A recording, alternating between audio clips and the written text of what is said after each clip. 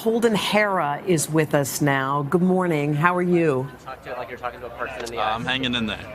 Very traumatized of just what happened, but hanging in there. Holden, will you tell us if you wouldn't mind where you were when this unfolded?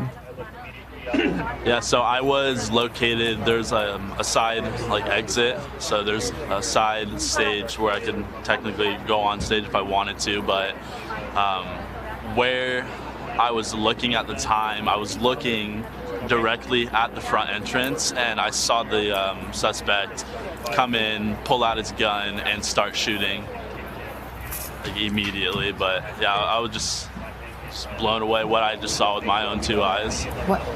How would you describe the suspect? Not just how he looked, but what was his demeanor? Can you describe that? So he didn't even say anything. So he walked in, didn't say one word, just pulled out a gun and started shooting. So. And describe what he looked like, what you thought his demeanor was like. He had a quick disguise. So he had a black outfit on, black hat. He had some glasses, a black shirt or jacket. But yeah, he looked like he was over 30, I would say.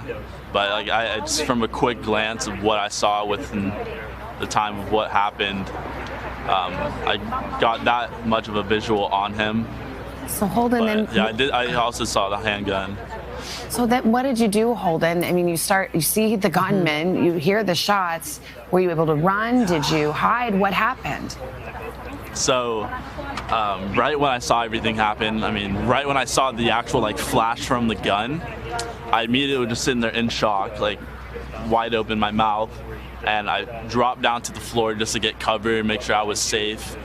And then I started crawling on the floor just to get access to the side door where I was at. And then once I was able to get up, started running.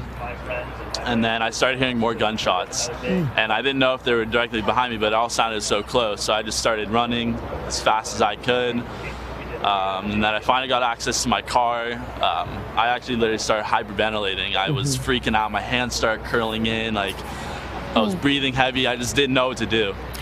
And then once I started driving, there's a gas station that's kind of close where I'm at, and then I saw people in the street, and I was like, yo, get in my car. I was like, no one should be just walking on the road right now.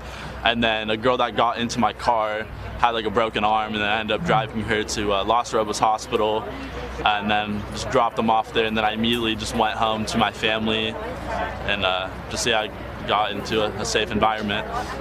Holden, were you there with friends, and have you heard from them? Yeah, so I was with friends. Every time. I'm a local. I've been coming here for 6 months now, I could say, and I've met a lot of people with coming here. And just one thing I do like about coming here is I always run into people I haven't seen since high school and just even elementary school, for crying out loud. So it's always cool just playing catch up with all my friends here.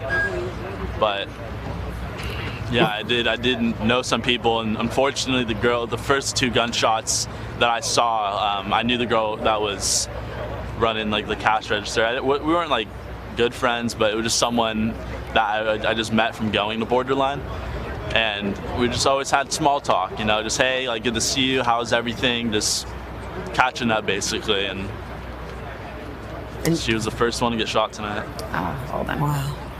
Wow. Yeah, I'm happy to be on my 2 feet. Yeah. Well, we're happy to see you and know that you're okay, and our thoughts are with you. It.